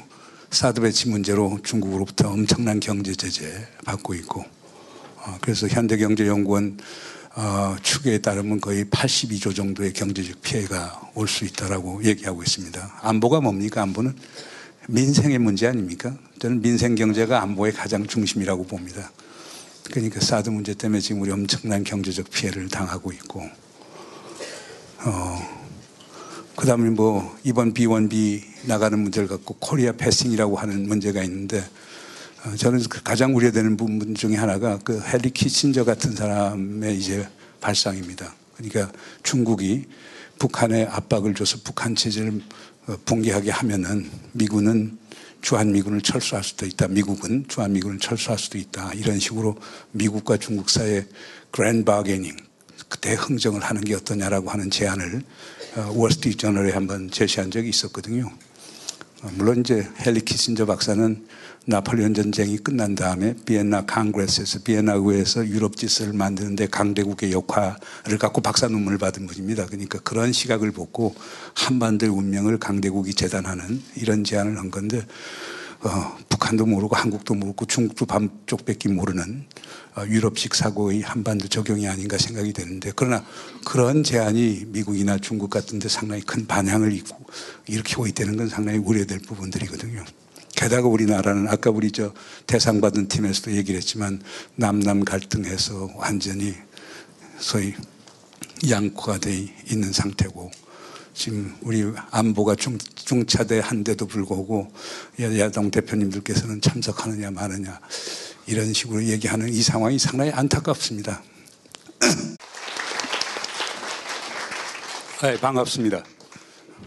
원래 우리 14 정상선언 기념하는 행사는 학술회를 쭉 했었습니다. 작년만 하더라도 그 MIT대 명예교수인 테오도르 포스톨 교수님 모셔서 이제 사드에 관한 얘기도 하고 그랬었는데 금년에 우리 저도 준비위원인데요. 준비위원들 모여서 하시는 게 우리 노무현재단 회원들에게 조금 더 다가갈 수 있는 그런 행사를 가졌으면 좋겠다. 그래서 한쪽은 제가 하기로 하고 사실 다른 한쪽은 우리 유시민 작가께서 하기로 했는데 유시민 작가가 안 한다고 그러네요. 그래서 제가 혼자 오늘 하게 돼 있습니다. 그래서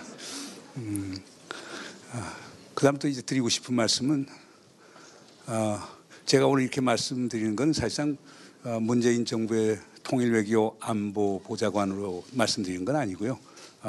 제가 드리는 거는 제가 14 정상회 회담에 참여를 했고 참여했던 사람이 일원으로 그리고 대학 교수로서 제가 느끼는 바를 말씀을 드리려고 합니다. 그래서 이거는 저의 사적 의견이지 정부를 대변하는 건 아닙니다. 그리고 오늘 주제 자체가 14 정상선언보다는 위기의 한반도 그리고 어떻게 평화를 구축하느냐에 관한 거거든요. 그래서 14 정상선언에 관한 것은 오늘 그 배포해 주신 이 책 참 이게 정리를 잘 해놨습니다. 그 비하인드 스토리도 상당히 많이 정리를 해놨는데 이 책을 많이 참고하시면 좋겠습니다. 뭐 제가 드리는 시간이 한 20분 이내에 끝내달라고 그랬으니까요. 제가 말씀을 드리겠지만은 우선 지금 한반도 상황이 상당히 엄중하다고 얘기를 할 수 있겠죠. 뭐 바로 이제 그제 미국의 스텔스 전략 폭격기인 B1B가 우리 북방 한계에서 넘어서 우회 비행을 하고 돌아왔고 그리고 또 오늘 새벽이죠. 리영호 북한 회장은 유엔에서 기자회견을 갖고 트럼프 대통령이 북한의 지도자들 그러니까 they won't be lasting longer라고 하는 표현을 쓰는데요. 그들은 오래가지 않을 것이다. 그건 사실 김정일 위원장과 리용호 외상 이런 사람들이 오래 가지 않을 것이라고 하는 발언에 대해서 그것은 선전포고라고 간주한다. 그리고 북한의 영해 개선을 조금만이라도 그 재선에 채 미치기 전에도 미국이 전략 폭격이 가면은 자기들은 응사할 용의가 있다 이런 얘기를 했습니다. 그냥 한반도 긴장이 과거 어느 때보다 제가 볼 때는 6.25 끝나고 우리가 68년에 1.2 사태가 있었고 그다음 푸에블로 납치 사건이 있었고 그다음 연이어서 미국 정찰기 EC-131이 청진 동해 쪽에서 이제 정찰하다가 격추돼서 31명 승무원 전원이 이제 사망한 사례가 있었고 그다음 아마 가장 피크를 잃었던 것은 76년에 미루나무 사건이 아닌가 생각이 됩니다. 그래서 우리 바람직한 거겠죠. 그러니까 위기가 고조될수록 기회도 있는 거니까 그 기회를 그런 식으로 활용하면 제일 좋을 것 같고요. 그 다음에 필요한 거는 제가 볼 때는 그와 더불어 필요한 거는 남북 간의 대화가 분명히 있어야 되겠죠. 남북 간의 대화가 있어서 서로 소통이 되고 그리고 지금 우리 문재인 대통령께서 지금 북측에 제안한 게 두 가지가 있습니다. 하나는 적십자 회담하자. 두 번째는 군사회담하자. 그 군사회담 제안에 대해서 미국이 엄청나게 불쾌했었습니다. 사실 틸러슨 장관이 우리 강경화 장관에게 사실상 거의 소위 강력한 어조로 항의를 하고 그랬었는데 그러나 우리 정부 입장에서는 지금 핵 미사일 문제로 한반도 긴장이 고조되는데 휴전선이나 서해지구에서 우발적 군사 충동이 일어나면 바로 확전될 수 있다. 에스컬레이션 될 수 있다.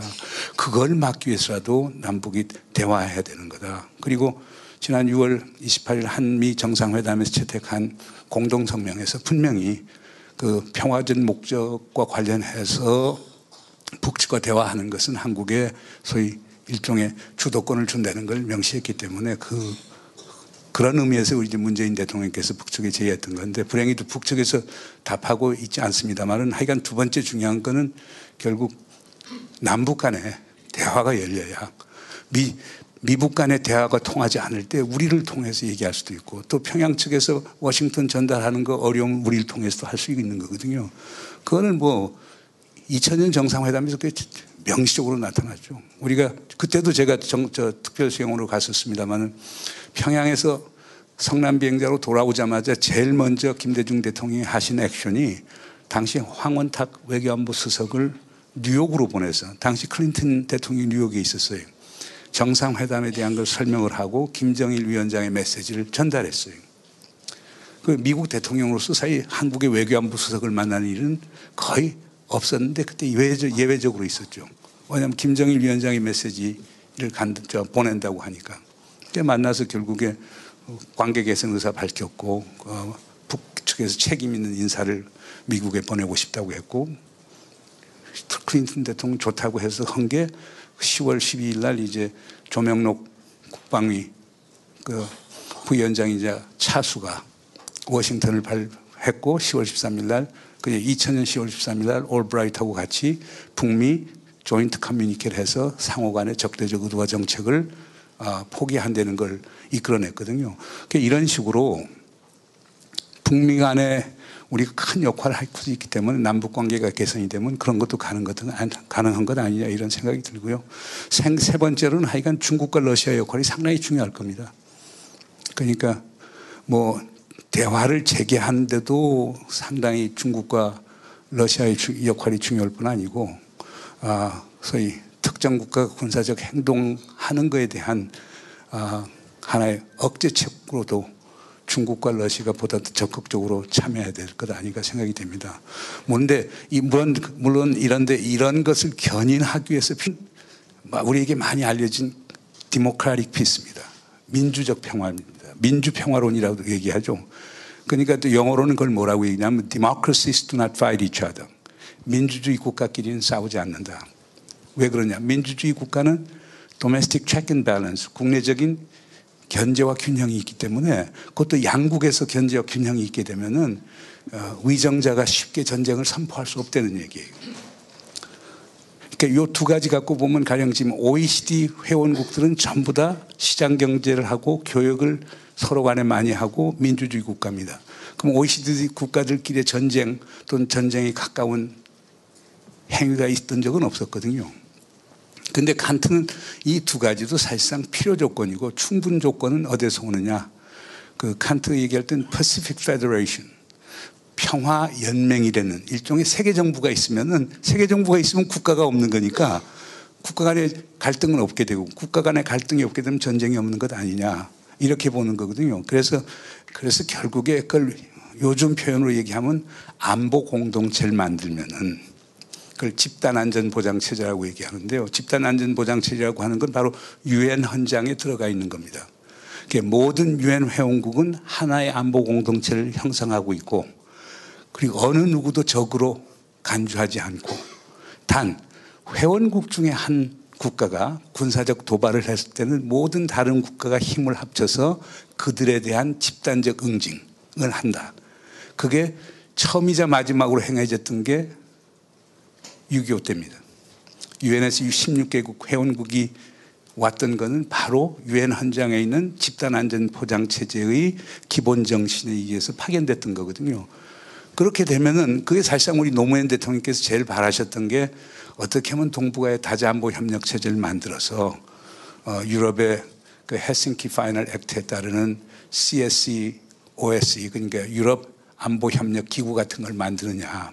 동맹을 좀 넘어서는 편가름의 외교를 넘어서는 그런 지역 질서를 만들 수 없느냐 이 고민을 많이 하셨고 그 당시 제가 동북아 시대 위원장을 할 때 저에게 그 주문하신 가장 큰 소위 정책 임무 중에 하나가 그 안을 개발하는 거였습니다. 아무튼 간에 우리가 그럼 한반도에서 평화를 구축한다는 것 그리고 지금 위기를 극복한다는 건 평화 유지, 피스키핑의 아주 초기 단계라고 볼 수가 있겠죠. 그러면 그 위기를 어떻게 극복하느냐? 저는 그렇습니다. 지금 미국하고 북한 사이의 전략적 불신이라고 하는 게 많이 해소된다면은 저는 위기를 극복할 수 있다고 봅니다. 그러려고 하면 결국에 미국이 대화하는 게 가장 필요하겠죠. 오히려 더 필요하다면 트럼프 대통령 같은 분이 이제 미국에다가 아주 특사를 비밀리에 보내서라도 딜을 그 트럼프 대통령은 책도 쓰지 않습니까? Art of the Deal 해서 거래의 예술이라고 하는 기술이라고 하는 책도 썼지만은 그런 식으로 해서 특사 보내고 극적인 타결을 하면 가장 그 위기 존재하는 거죠. 위기 어떻게 극복하느냐. 근데 위기에서 평화로 바로 가는 법은 없는데 우리 노무현 재단 측에서는 제안해 주신 주제가 평화 구축이라는 얘기를 했거든요. 이건 우리가 상식적으로 또 우리가 평화 구축이 뭔가를 좀 알 필요가 있을 것 같습니다. 평화 연구하는 사람들은 뭐 대표적인 게 우리 잘 아는 요한 갈튼 교수나 그다음에 케네스 볼딩 같은 교수님들은 평화를 두 종류로 나누더라고요. 소위 안정하고 지속 가능한 평화하고 불안정한 그리고 단절적인 평화 이렇게 두 가지로 나누는데 이 불안전하고 단절적인 평화를 다루는 노력을 피스키핑, 평화 유지라고 얘기를 하더라고요. 그래서 강력한 군사력을 갖고 군사적 억지를 하고 필요하다면은 동맹을 가져서 적으로부터 우리를 지켜낸다. 그러면서 평화를 유지한다. 그건 갈등의 구조가 그냥 남아있는 상태에서 현상적으로 평화를 만들어내가는 노력을 평화 유지라고 보통 얘기를 합니다. 그 다음 그보다 한 단계 높은 게 피스메이킹이라는 겁니다. 그건 임동원 이사장님께서 쓰신 책 이름이 피스메이커인데요. 피스메이킹은 불안정한 평화를 관리하는데 어떻게 관리하느냐. 신뢰를 구축하고 그 영어로 confidence building measure라고 하죠.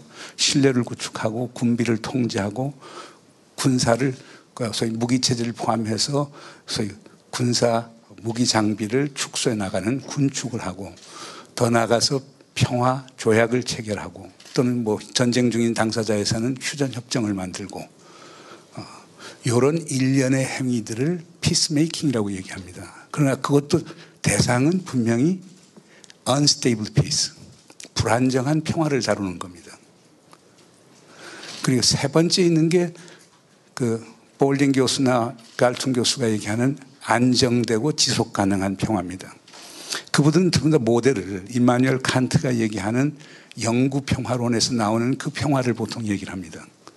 그러니까 갈등이라고 하는 것 또는 분쟁이라고 하는 것은 목적에 대한 관련 당사국들 간의 불일치성에서 나오는 거거든요. 목적이 같아지면 싸울 일이 없는 거거든요. 그럴 경우에는 분쟁의 구조적 원인이 없어지는 겁니다. 그럼 분쟁의 구조적 원인을 없애는 방법이 뭐냐?